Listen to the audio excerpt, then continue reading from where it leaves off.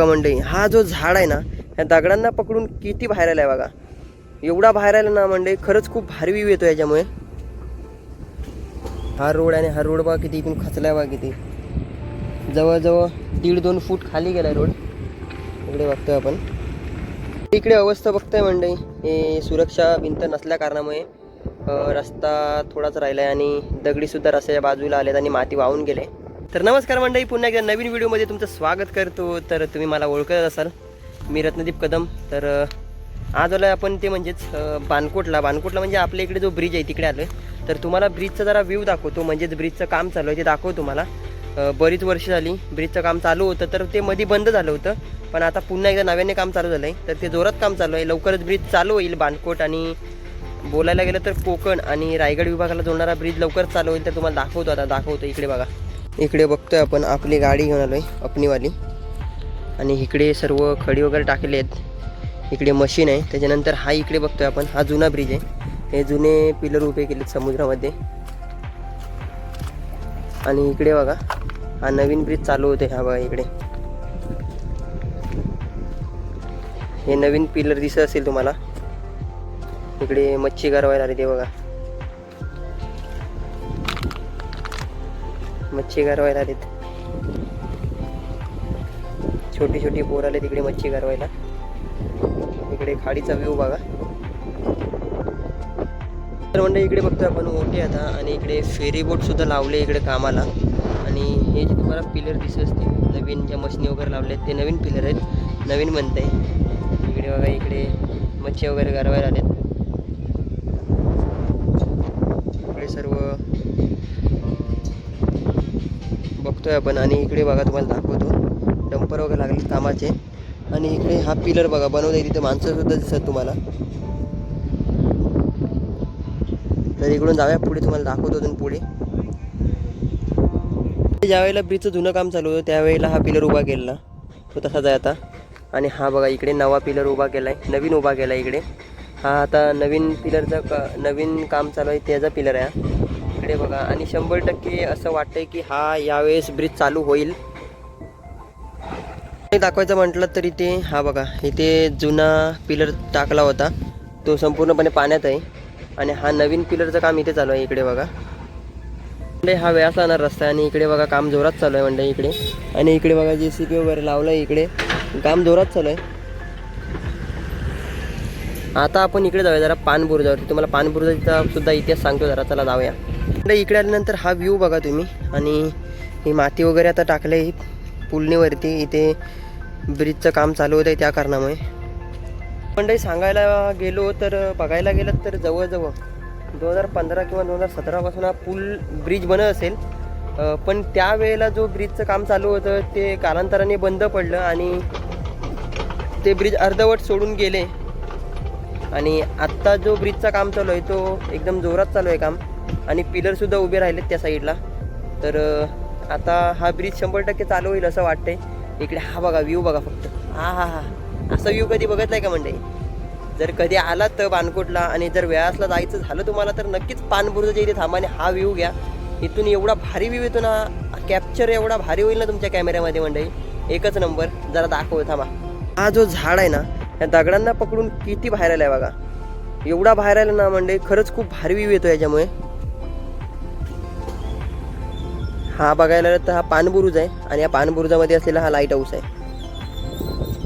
तर मंडळी तुम्हाला पानबुरुजाचा इतिहास सांगतो. जवळजवळ पानबुरुजाचा इतिहास बघायला गेलात ना मंडळी तर खूप मोठा आहे. हा पानबुरुज नक्की कोणी बांधला आणि का बांधला होता, तर इकडे बघताय पाठीमागं माझ्या, हा आहे पानबुरुज.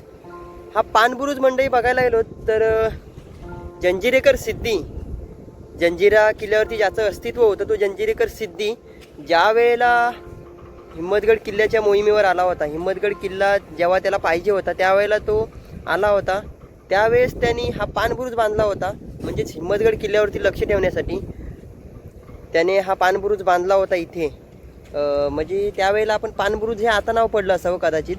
पानबुरुज म्हणजे कशावरून नाव पडलं असावं की हा समुद्राच्या कडेला आहे आणि पाण्याच्या बाजूला आहे, तर त्याच्यामुळे ह्याला कदाचित पानबुरुज असं नाव पडलं असावं. त्यावेळेला त्याने हा बांधला होता. तर अशी एक थोडक्यात बघायला गेलो तर याचा इतिहास आहे पानबुरुजाचा. तर तुम्हाला थोडंफार आतमध्ये जाऊन दाखवतो पानबुरुज नक्की काय आहे तो. आणि ह्याची तटबंदी बघायला गेलात तर किल्ल्यासारखीच आहे. दाखव चला. इकडे बघा संपूर्णपणे सूर्य दिसतोय आपल्याला आज. एवढा भारी व्ह्यू येतो ना मंडळी. सूर्यास्त ज्यावेळेला सूर्य खाली जातो त्यावेळेचा व्ह्यू हा बघा कसला भारी आहे. आणि हा लाईट हाऊस आहे जो की मध्ये बांधला गेलाय. हा पहिला हा इथे लाईट हाऊस नव्हता, तो आता कालांतराने इथे बांधण्यात आलाय. इथून आतमध्ये झाडी वगैरे झाल्या येतात. बाहेरही थोडक्यात बघायला तर तटबंदीच आहे.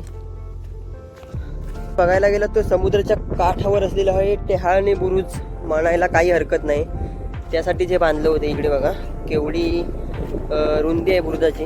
आणि इकडे बघा समुद्राची लाट. हा बुरुज बघा किती उंच आहे. तरी पण जवळजवळ बघायला गेला तर म्हणजे 15-20 फूट हा उंच असू शकतो हा बुरुज.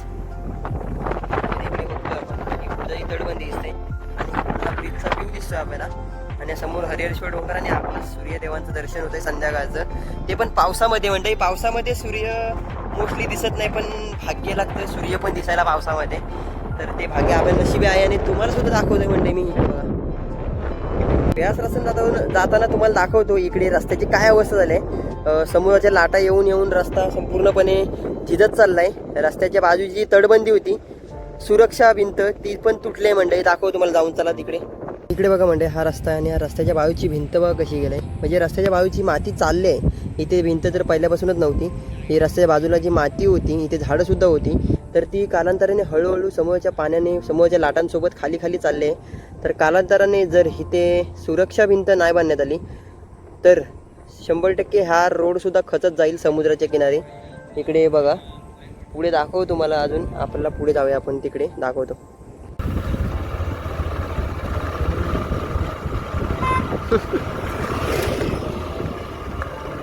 तर म्हणजे इकडे बघा हा रोड आणि हा रोड बघा किती इथून खचलाय बघा किती. जवळजवळ 1.5-2 फूट खाली गेलाय रोड.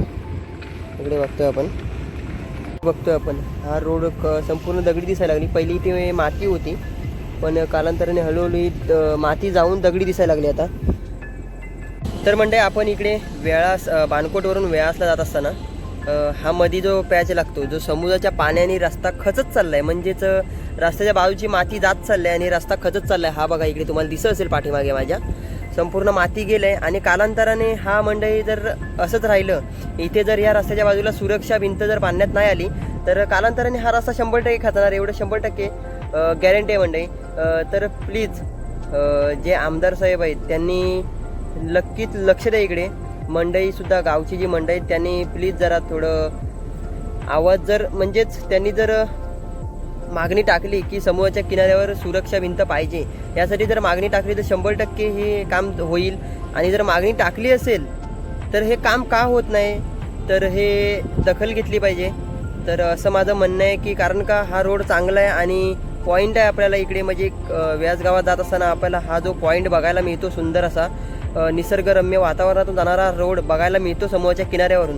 तो रोड चांगला राहिला पाहिजे आणि रोडची जी होणारी अवस्था आहे ती थांबली पाहिजे मंडळी. तर हे मी सांगू इच्छितो. तर चला पुढे दाखवतो अजून तुम्हाला. आता जरा येऊन इथे थांबलो तर मी आता जे बोललो की इकडे लक्ष दिलं पाहिजे, सुरक्षा भिंत बांधली पाहिजे. इकडे बघा ही जी सुरक्षा भिंत आहे ही बांधलेली आहे.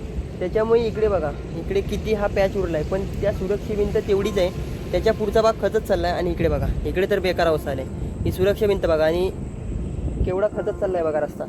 तर सुरक्षा भिंत नसल्या कारणामुळे ही एवढी इथे अडचण येते. म्हणजेच जमीन खचत चालली आहे. तर बघायला गेलात मंडळी तर मुंबईला तुम्हाला मरीन लाईन माहिती असेल तर इकडे आधी मरीन लाईन व्हायला काय हरकत नाही.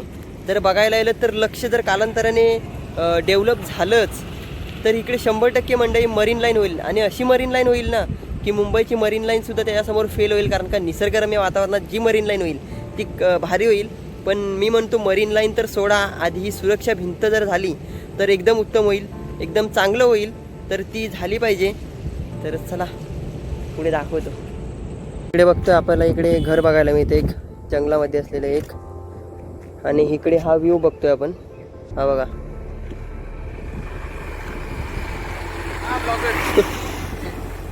इकडे बघा रोहन गेला. हा इकडे व्ह्यू बघतोय आपण म्हणजे खरंच खूप भारी व्ह्यू दिसतोय इकडे. आणि इकडे बघायला गेलात ना तुम्हाला ही दगडी आली दिसत असतील आता. ही समुद्र किनाऱ्यावर कालांतराने ही दगडी येतात आणि कालांतराने ही दगडी नाहीशी सुद्धा होतात. ह्याच्यावरती समुद्र काही दिवसांनी पुलन सुद्धा टाकेल. जी पुलन असते ती वाहून गेले त्याच्या कारणामुळे ही दगडी दिसत आहेत. ज्या वेळेला समुद्र पुलन फेकेल वरती, ज्या वेळेला रेती फेकेल वरती, पुलन वाळू फेकेल वरती, त्यावेळेला ही दगडी संपूर्णपणे त्या वाळूच्या खाली जातात. तर ह्या दगडांना आहे ना मंडळी कालवे असतात, तुम्हाला माहिती असतील. जे काही मंडळी असतील कोळी लोक किंवा कोकणातली असतात त्यांना बऱ्यापैकी माहिती असते ना, ह्या दगड्यांना आहे ना कालवं असतात. पण आता कालवं दिसत नाहीत आपल्याला, कारण का लोकांनी येऊन कालवं घेऊन गेले तिकडून. हा मंडळी इकडे आलात कधी तर हा पॉईंटला नक्की आहे. इथे फोटोशूट सुद्धा करायला तुम्हाला भारी आहे.